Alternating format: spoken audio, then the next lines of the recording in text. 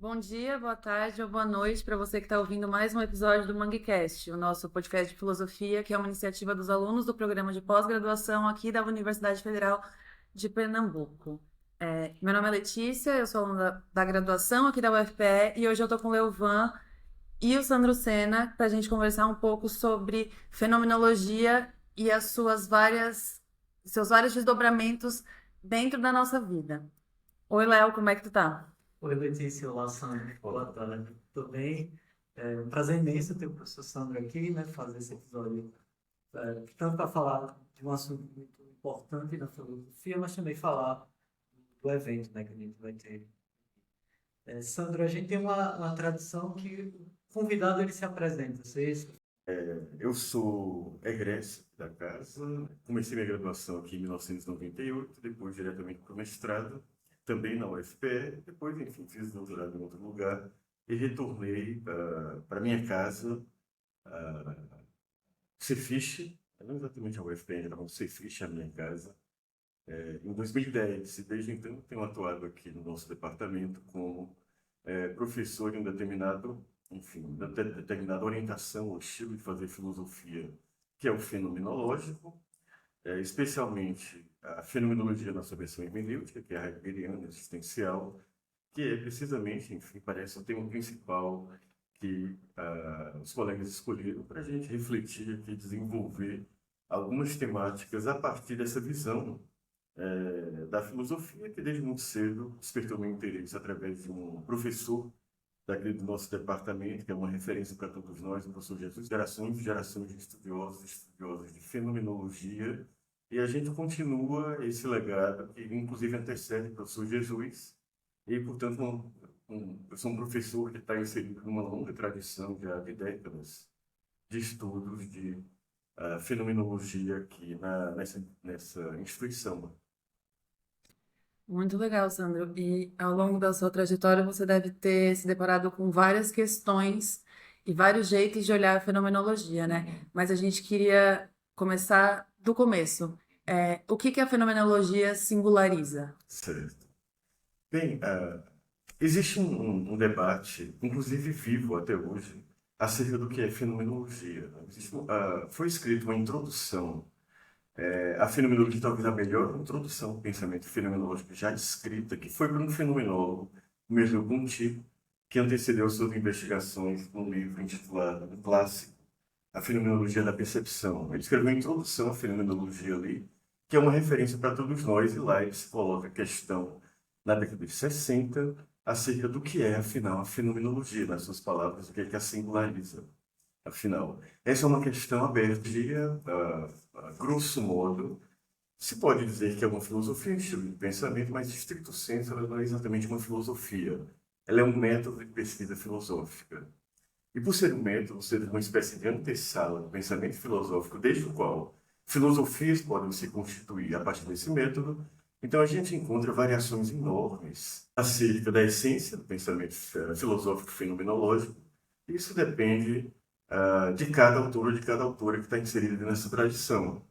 Então temos a fenomenologia existencial, que é do tipo heideggeriano, que hoje mais é estudada aqui na UFPE, no Brasil e, enfim, em grande parte do mundo, pelo menos naquilo que ela deixou como versão do que é fenomenologia, né? Nós também temos a fenomenologia merleau-pontiana, Edith Stein, a Husserliana, que é um pouco, por assim dizer, fora de moda, mas isso não diz respeito à qualidade desse tipo de pensamento. Ele é somente mais árido, mais difícil, e aí é menos atraente, pelo menos numa primeira abordagem de quem se interessa por esse tipo de orientação metodológica para fazer filosofia.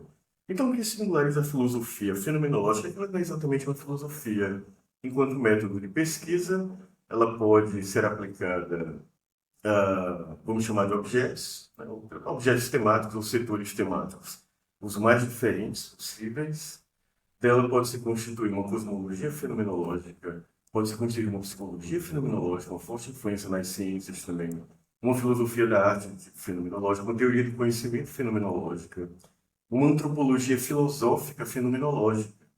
Então, ela tem essa peculiaridade de ser um tipo de pensamento que antecede as filosofias possíveis, E isso faz com que ela se espalhe de maneira muito inusitada na tradição, especialmente da filosofia contemporânea, já que ela nasceu em 1901 com a publicação das investigações lógicas do Edmund Husserl, e, portanto, não há fenomenologia estricto sensu, porque são fenomenologias, uma diversidade enorme acerca do que é isso, e talvez a única coisa que una todas essas versões do que é o método fenomenológico aplicado a setores temáticos completamente distintos é um lema, basicamente um lema de pesquisa do Edmund Husserl, celebrizado, né, abre aspas, trata-se de as coisas elas mesmas. Né? Vamos às coisas mesmas, aos assuntos, aos temas, e não vamos ficar estudando teorias filosóficas mil para, a partir delas, abordar o mundo, mas vamos abordar o mundo diretamente, de modo que a gente faça ele aparecer tal como ele é, ou seja, que ele se fenomenalize tal como ele é. E para isso ele estabeleceu, já Russell, alguns elementos metódicos muito simples, muito elementares, que aí foram se desdobrando naquelas várias versões que eu acabei de fazer. A fenomenologia não tem singularidade nenhuma. Ela não é uma filosofia, ela pode ser muitas coisas, inclusive ainda aberta para outras possibilidades futuras que eu espero que aconteçam aqui, inclusive na UFPE, já que a gente tem um trato na pesquisa fenomenológica que eu, Thiago Aquino, Thalia de Prata, Sandro Sayão, né? A gente que passado, mas com a apropriação de um método de pesquisa de forma que se desenvolvam reflexões sobre temas do seu interesse. Isso é importante, muito importante para a gente, da fenomenologia. Se isso te interessa, se isso é a tua paixão em matéria de conhecimento, eu quero saber o que é isso. Pode ser o teu gênero, né, como é o caso da Pandora Salazar, que é minha orientanda de doutorado. Pode ser, no caso do PIBIC, do Rickson Mello, o fenômeno educacional em geral. Então, a filosofia fenomenológica se singulariza, por assim dizer, atendendo às tuas paixões temáticas. Se você quiser estudar em fenomenologia movido pela afetividade, isso é importante, é que você gosta de pensar. A fenomenologia aparece, então, como um método de pesquisa muito adequado e que gera resultados muito, mas muito interessantes, com a vantagem de poder dialogar a partir do que é constituído a partir desse método, aplicado ao teu tema de interesse, dialogar com não somente outras formas de filosofia de maneira aberta, franca, nenhum tipo de ruído ou animosidade,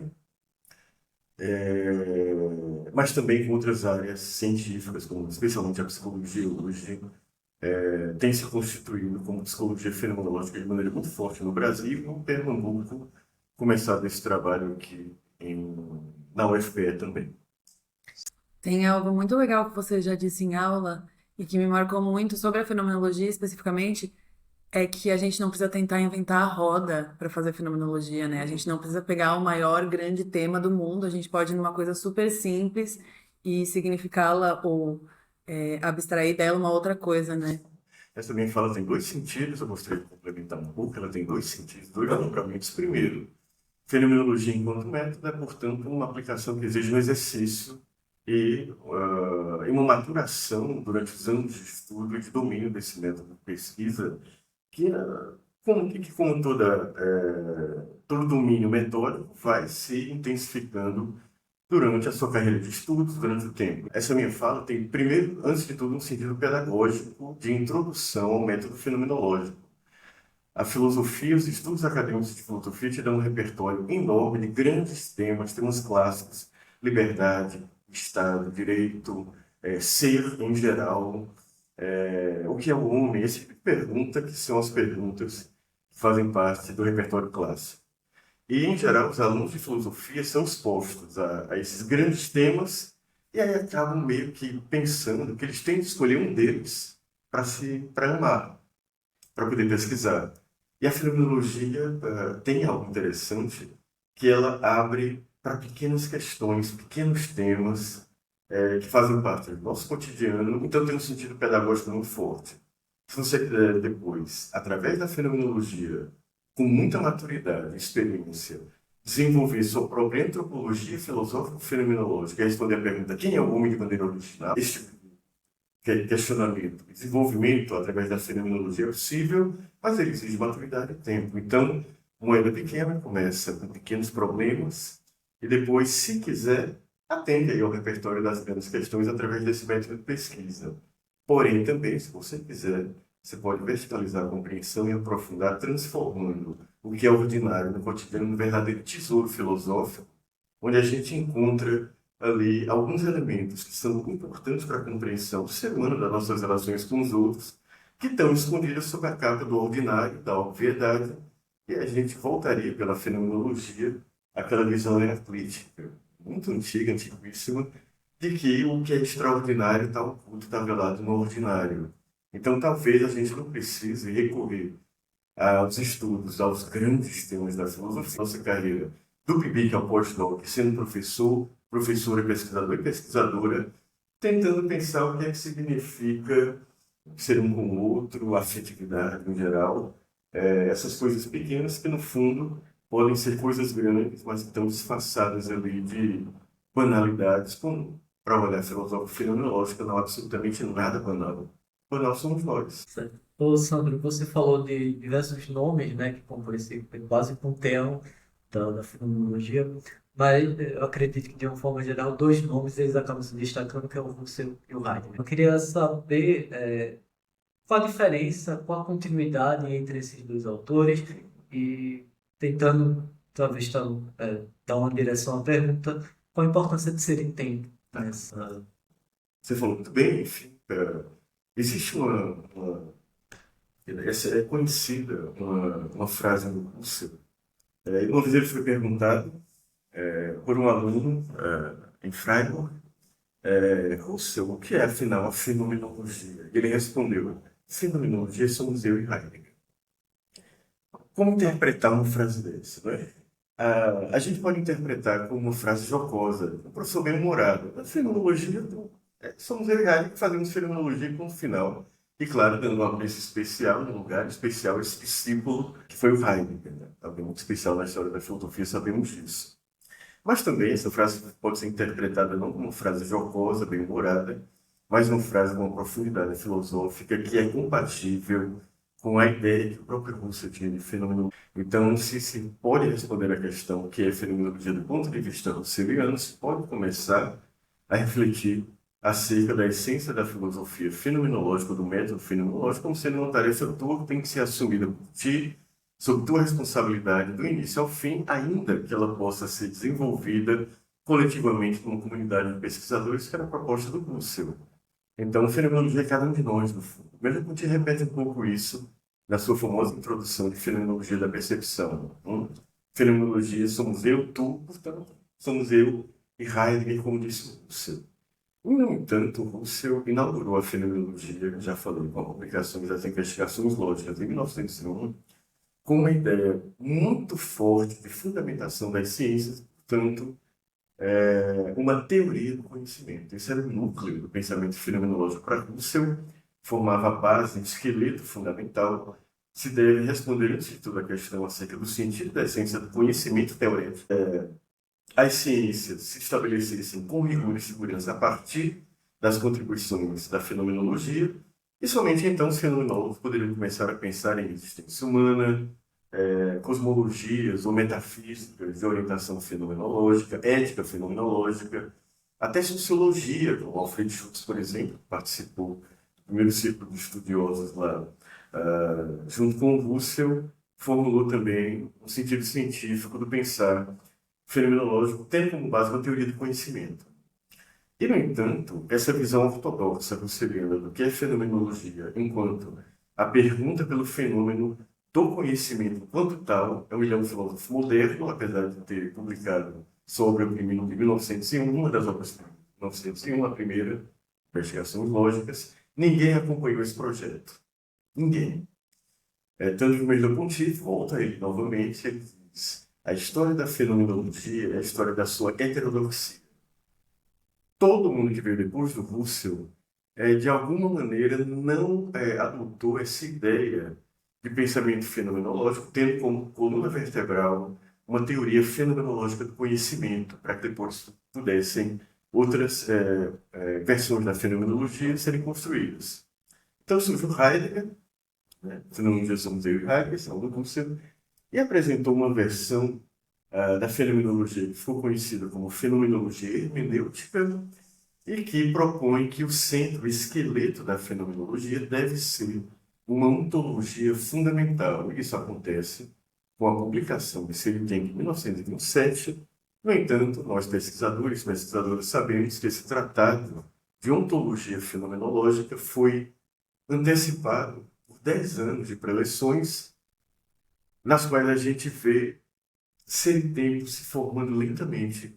Desde 1917, 18, 19 principalmente, a gente vê capítulos, parágrafos, Ser e Tempo sendo tratados. Eu li nos 10 anos anteriores, a gente só tem acesso a essas publicações a partir da década de 70.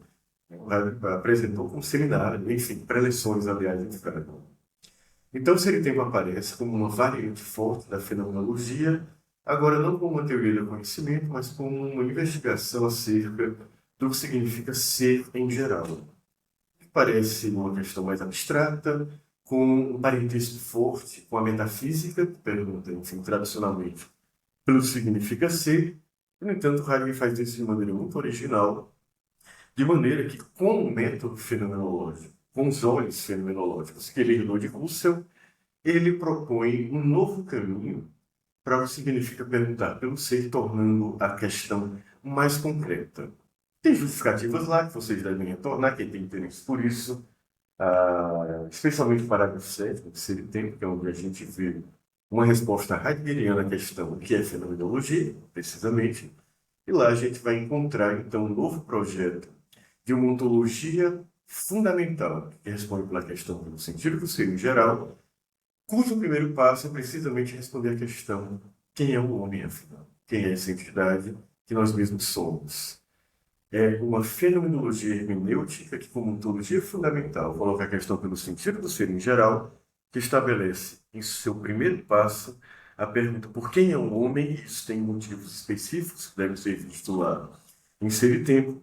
Então a gente ganha uma nova versão da fenomenologia totalmente dominada por questões acerca do que significa ser humano, a sua afetividade, a sua linguagem, o que significa compreender, por oposição a explicações teóricas, o que significa ser um com o outro, e aí se formou então uma base, um novo projeto de fenomenologia que foi desdobrado de maneira muito mais intensa, tanto na Alemanha quanto nos Estados Unidos, com a sua versão pragmatista da filosofia heideggeriana, se espalhou pelo mundo, de tal maneira que o projeto do Husserl aparece hoje não como um projeto fenomenológico, que alcançou desdobramentos filosóficos estrito sensu, faz mais parte de estudos acadêmicos, e foi precisamente o impacto da fenomenologia heideggeriana, a hermenêutica, apesar de não ser a meta final, questões acerca de quem é este ente humano, e apresenta a sua versão revolucionária de quem é o homem,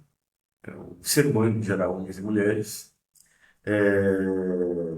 e não somente impactou a história da fenomenologia, mas reorientou completamente os estudos nesse campo, enfim, de estilo ou de método filosófico. Então, o Heidegger alterou a história da fenomenologia e muito se estuda hoje, então, como você questionou, as continuidades ou rupturas em relação ao pensamento do seu mestre. Uma minoria dos estudiosos e estudiosas acredita que deve ser lido como uma continuidade do Husserl. A gente tem no Brasil, por exemplo, Marco Antônio Casanova, que é um fortíssimo defensor dessa orientação de interpretação, em que Heidegger deve ser lido como um Husserl mais Dilthey. É um Husserl que descobriu a força da historicidade na existência humana e, portanto, reorientou a fenomenologia, deixando o céu transcendental puro e dando carne e sangue àquilo que é temática da fenomenologia, que é a existência humana. A outra escola, que ela é mais hegemônica, cujo principal representante no Brasil é o professor Zelig Holopainen, e Ernest Stein, que defende a ideia de que Heidegger deve ser lido contra Husserl, não como uma continuidade do Husserl. Então, a relação Husserl-Heidegger, academicamente, ela é tensa. Alguns defendem continuidade, outros defendem ruptura radical, então uma ruptura relativa. Então, tem várias formas de conceber essas duas grandes variantes da fenomenologia, mas, historicamente, uma ganhou mais força, que é, sem dúvida, a Heidegger. É difícil. Ler Heidegger já não é a coisa mais simples do mundo. E se a gente tentar encontrar, além de tudo, o Husserl em Heidegger, aí a gente vai estar numa tarefa uma hercúlea, né?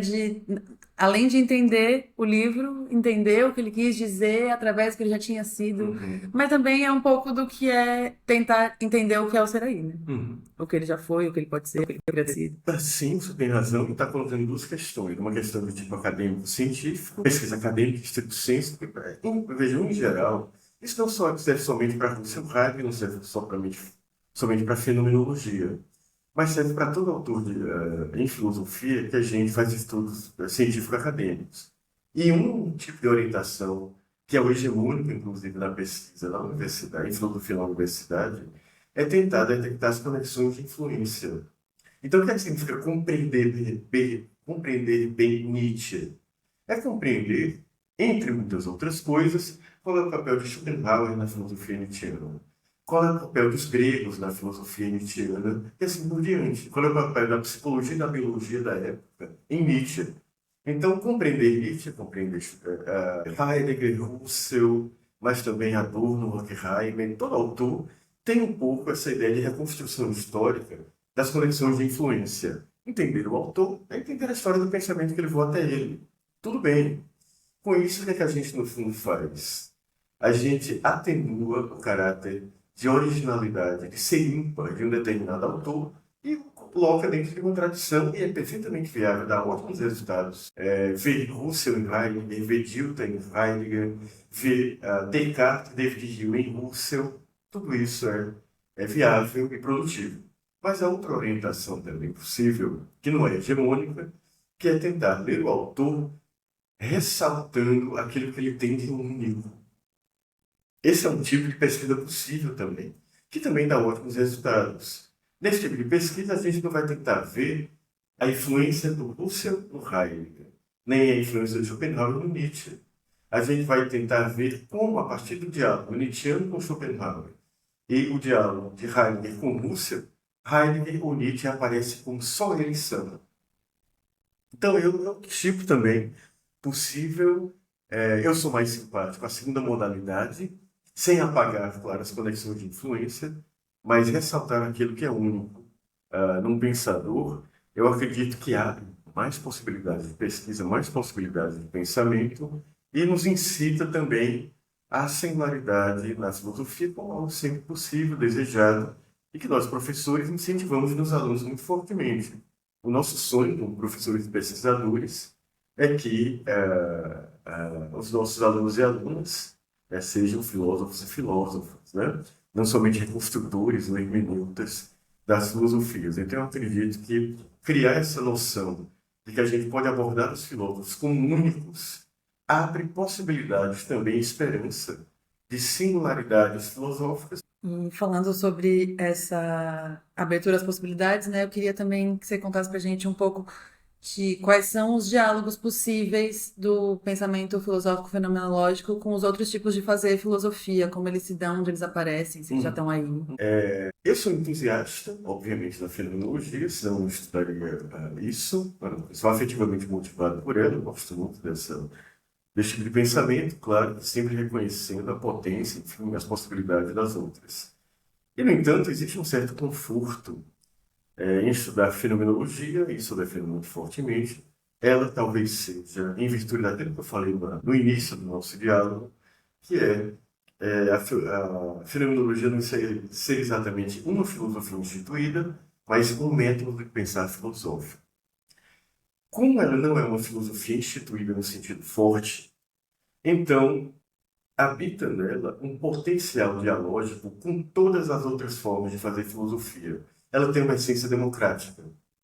Então eu posso, através do método fenomenológico, um modo de abordagem fenomenológico, ver na filosofia platônica, na filosofia aristotélica, na teoria crítica, nas teorias contemporâneas de gênero, de Judith Butler, por exemplo, ver elementos claramente fenomenológicos que fazem uma ponte para a gente que tem uma especialidade nessa área poder dialogar de maneira saudável, com tranquilidade, sem que se estabeleça uma guerra de tendências, por exemplo, como a gente encontra com relativa facilidade, não somente no funcionamento pragmático dos departamentos de filosofia e lutas institucionais por espaço, bolsas, etc., mas também no sentido de desenvolvimento coletivo de ideias. A fenomenologia tem um potencial democrático, intelectual muito, mas muito forte, em virtude precisamente dessa característica de não ser uma filosofia, mas poder ser várias coisas em virtude da excelência do método. Então, ela pode potencialmente dialogar com todas as filosofias da linguagem, do gênero, filosofia da moral, filosofia da história. Tudo isso pode se estabelecer diálogos. Por quê? Porque os fenomenólogos veem, em geral, com um olhar fenomenológico bem formado, elementos de fenomenologia em todos os lugares. Por outro lado, há um diálogo também com as ciências, né? Desde o início, desde Russell, os cientistas, principalmente das ciências humanas, viram um potencial muito forte na fenomenologia de fundamentação metodológica. Um exemplo hoje é a psicologia. Recentemente, eu estou bastante envolvido com o pessoal da psicologia aqui na UFPE, mas também no grupo da Católica. Tenho frequentado eventos há uns 3 anos para cá de psicologia de orientação fenomenológica. Eu simplesmente, por exemplo, fui em Natal, como foi há 2 anos atrás, e me deparo com um congresso de 600 trabalhos, todos eles envolvidos com filosofia fenomenológica, método fenomenológico, especialmente existencial, Heidegger, que, assim, para a gente é muito impressionante. A gente está habituado a congressos de filosofia da nossa área com no máximo 100 pessoas. De repente a gente chega num congresso em psicologia com 500, 600 trabalhos da nossa área, ou melhor, que dialogam diretamente com a nossa área. E as ciências humanas, ou melhor, as ciências humanas, especialmente a psicologia, é uma ciência que vê na fenomenologia uma oportunidade de reorientação completa daquilo que a gente conhece, não somente em filosofia fenomenológica, mas em filosofia em geral, como sendo a formação filosófica dos conceitos fundamentais da ciência.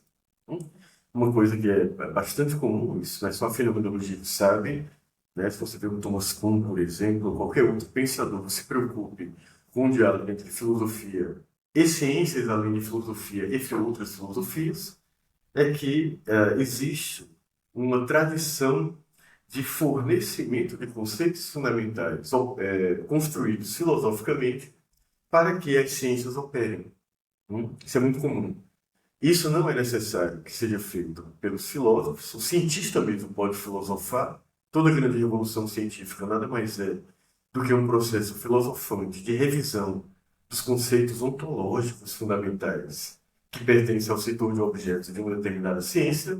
Então, a fenomenologia, como sendo um método de pesquisa que auxilia a essa reorientação ontológica da compreensão dos setores temáticos, a gente pode ter uma biologia de orientação fenomenológica, uma psicologia de orientação fenomenológica, uma sociologia de orientação fenomenológica, como de fato se desenvolveram na história dessas ciências desde o advento da fenomenologia. Então, ela é essencialmente democrática, ela é uma filosofia anticaipira, e por caipirice aqui não é nenhum preconceito, por definição, o espírito caipira quer dizer aquele indivíduo, aquele tipo de pensamento, aquela visão de mundo que não aceita absolutamente nada que não entre no seu próprio mundo.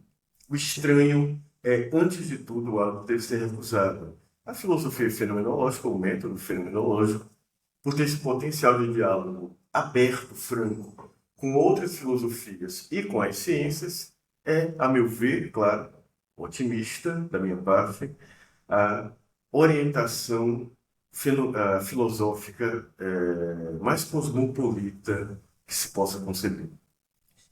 Nós somos os cidadãos do mundo da filosofia. Fernando, enfim, um dos temas mais quentes, um dos temas mais fortes, talvez, em pesquisa de filosofia, talvez seja a filosofia da tecnologia. O lado de questões como questão de gênero, questões raciais, são talvez os temas que estejam mais em alta, né, no debate da filosofia. Mas a gente queria direcionar para um que seria justamente o tema da filosofia da tecnologia, com esse olhar, né, fenomenológico. E aí eu abro, né, essa conversa, esse olhar temático, perguntando em que sentido tu acha que a filosofia ela pode contribuir com a compreensão da nossa existência digital atual, né? Uhum. A existência a gente já direciona qual olhar fenomenológico que a gente estaria debatendo. Bom, a questão, a filosofia da técnica, enfim, é, é um tipo de debate, um tipo de reflexão que está em voga, por motivos óbvios. A gente pode dizer que a gente vive numa era de uma civilização técnico-científica, e não somente pelo domínio das ciências, do ponto de vista de produção, enfim, de objetos úteis, novas tecnologias, coisas do tipo, mas também, inclusive, a nossa vida política, mas também pela visão técnica do mundo. A fenomenologia heideggeriana, especialmente o pensamento heideggeriano tardio, é o que tem mais influência nesse debate hoje. Stein, enfim, é Heidegger, e a segunda fase do seu pensamento, que se deparou com um fenômeno do mundo técnico que fornece orientações, conceitos fenomenológicos, ou, enfim, o debate se é fenomenologia ou não ainda, mas pode dizer que sim, debates de orientação, conceitos fenomenologicamente orientados para que a gente possa pensar o mundo técnico, científico-técnico e com ele a existência digital, novas formas, enfim, de gestão tecnológica da vida, incluindo aqui a comunicação. E, no entanto, o pensamento fenomenológico heideggeriano, qualquer pensamento fenomenológico, não opera com fatos. O pensamento fenomenológico opera na versão husserliana com essências e na versão heideggeriana e dos seus sucessores opera com fenômenos estruturais. O que a gente chama de estrutura em filosofia pode ser sinônimo de essência, mas não necessariamente. Esse debate não precisa ser desenvolvido aqui para a gente avançar na questão que o Melvan coloca. A fenomenologia operando em âmbito de compreensão estrutural tenta responder a seguinte questão: quem é, afinal, o ser humano? O que é, afinal, o que é, afinal, uma comunidade humana? De tal maneira que ela possa produzir formas de gestão da própria existência comunitária através da técnica da ciência. A pergunta pela existência digital é, fenomenologicamente colocada, é uma questão, antes de tudo, quem é o ser humano em sua historicidade, de modo que ele possa produzir formas de existência da como a gente conhece hoje. Então, a filosofia fenomenológica da técnica não é exatamente uma filosofia que está buscando entender as últimas mudanças. Claro que se leva isso em conta, né? As últimas mudanças, como a sociedade está atualmente conformada, quais são as diferenças entre o existir real, vamos usar essa palavra perigosa, o existir real anterior à existência digital. Tudo isso é uma questão que a gente está, claro, são fenômenos que a gente dá fenomenologia leva em consideração, mas que está no canto do olho. O que está de frente para a gente é a questão: quem somos nós para que a gente possa existir digitalmente? Porque essa possibilidade nos é dada. De que maneira isso pertence ao rol de possibilidades humanas? Os animais não podem existir digitalmente. Não somente porque não foram capazes de produzir técnica, mas a gente pode perguntar o que é um animal de forma que ele seja, em seu ser, impossibilitado de produzir algo como uma técnica, no sentido que nós conhecemos como técnica. Se isso é permitido aos seres humanos, então quem é o homem que produz técnica, produzindo técnica, produz aparatos técnicos, produzindo aparatos técnicos, produz a sua própria existência no âmbito técnico e uma existência digital. Então, a pergunta pela técnica é uma pergunta de conhecimento.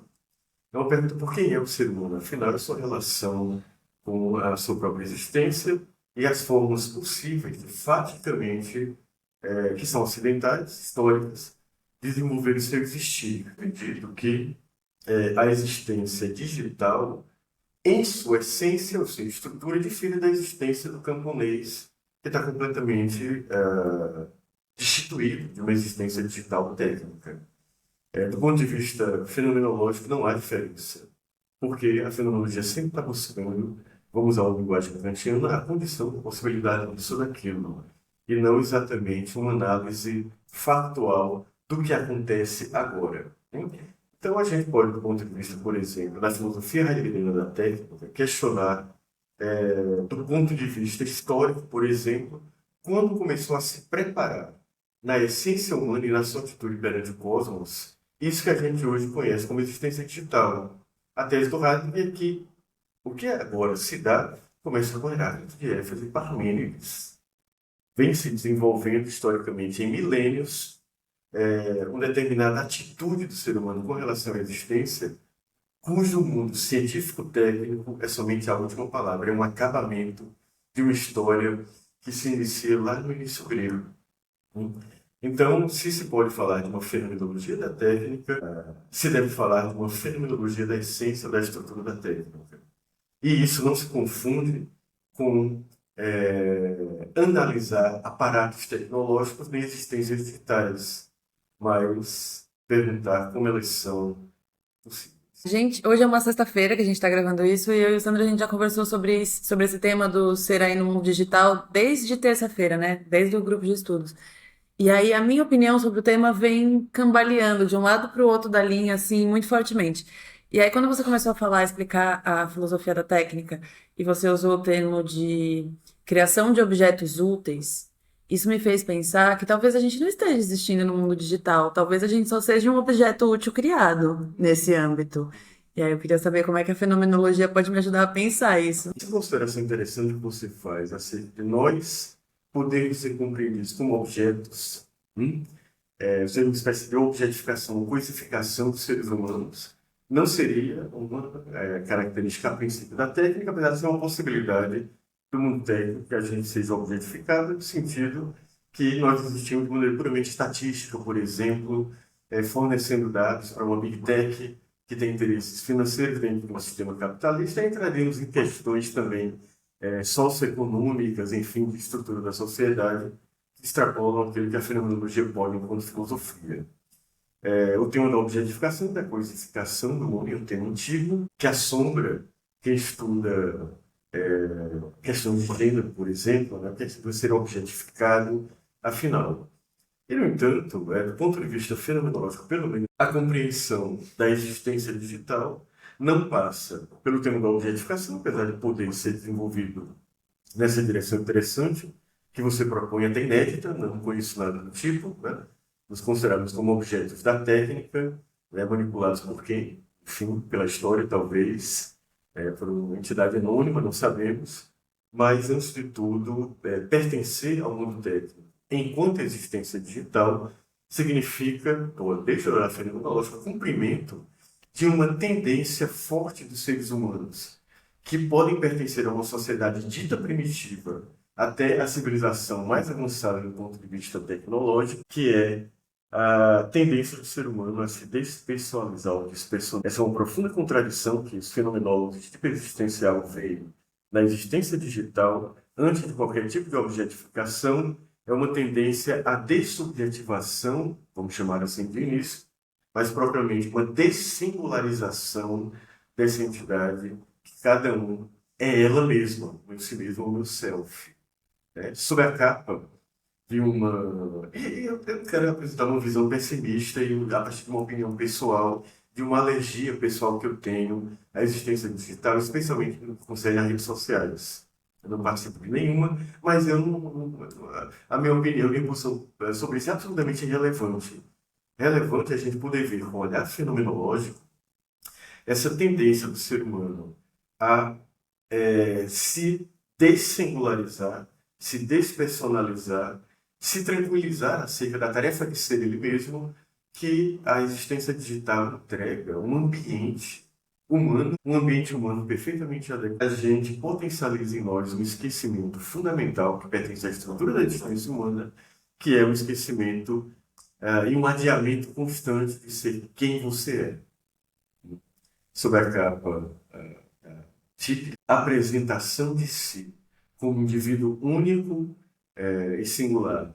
A gente tem, no fundo, um processo de espalhamento do eu, vamos chamar assim, na existência digital, de despersonalização, de dessingularização, que do ponto de vista fenomenológico nada mais é do que uma característica. Isto é, se é verdade que é um projeto de poder, se é, e vamos assim, um teórico da conspiração para isso, acho que da fenomenologia, se há realmente um projeto de poder de domínio da, da pressão muito forte para que a gente exista digitalmente e por motivos econômicos muito evidentes, então esse projeto ele é constituído por gente que conhece muito bem a existência humana e, digo mais, ainda fenomenologicamente. Sabe quem nós somos? Uma pressão para inserção no mundo digital por motivos econômicos, e isso vem de um conhecimento acerca da natureza humana e seu desejo por ser ninguém, por ser como todo mundo é, por um aplainamento de possibilidades e um apagamento e um ódio por tudo que é realmente criação e liberdade que a gente vê da existência digital. Eu sou pessimista em relação a ela, mas pessimista motivado por uma visão fenomenológica da existência humana, em que há claramente uma tendência ao esquecimento de si, à dessimularização, e precisamente a filosofia fenomenológica nos coloca contracorrente dessa tendência e, portanto, em geral também na contracorrente da adesão à lógica da existência digital, que é claramente despersonalizadora. Muito complexa de reflexão.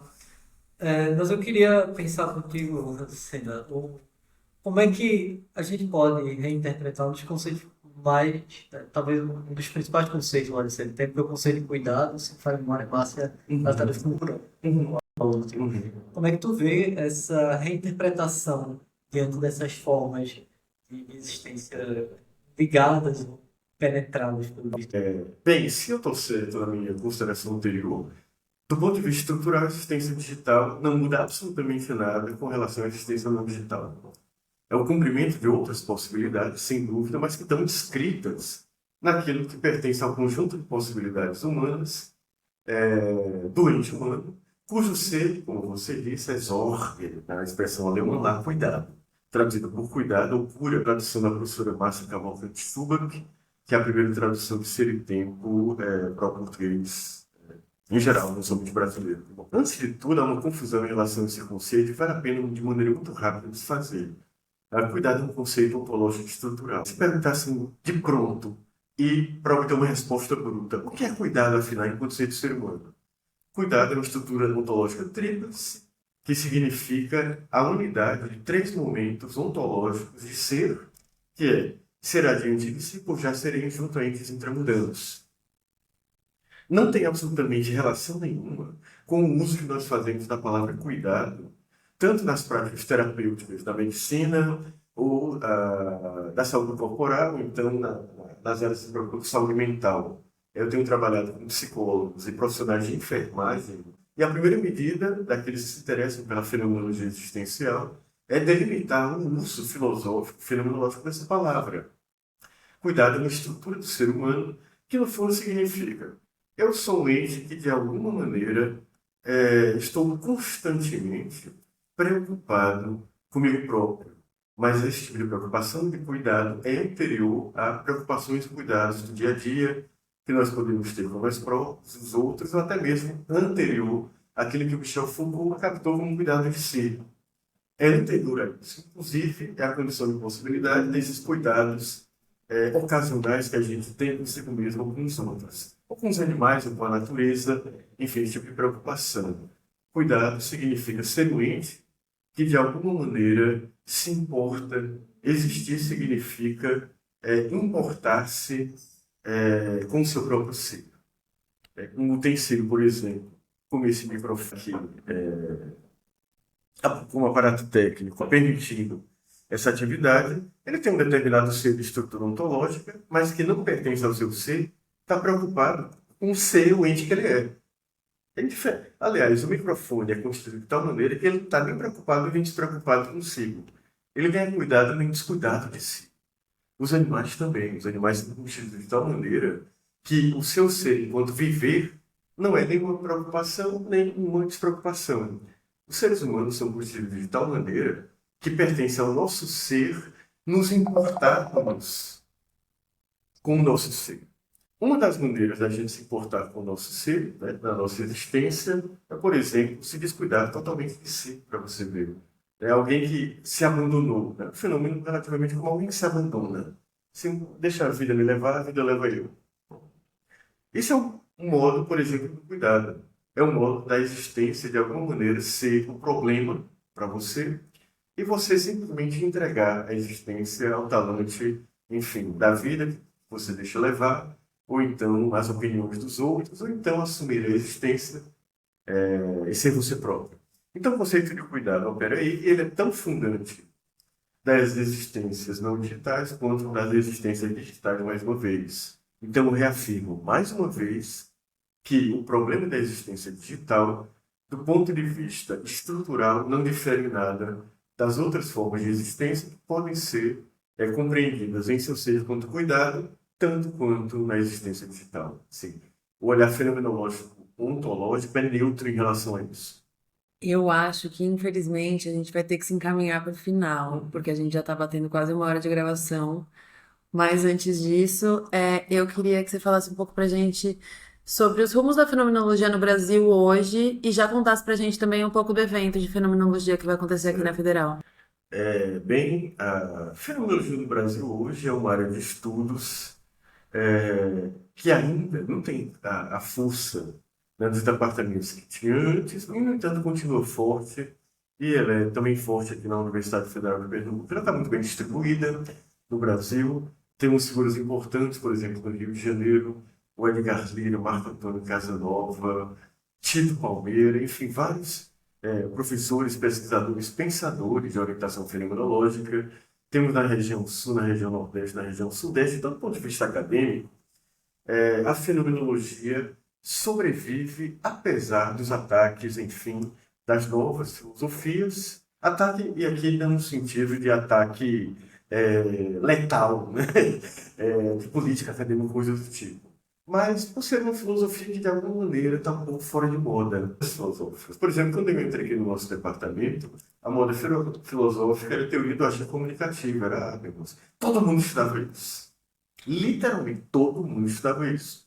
E aí passou e agora está retornando para o sotário.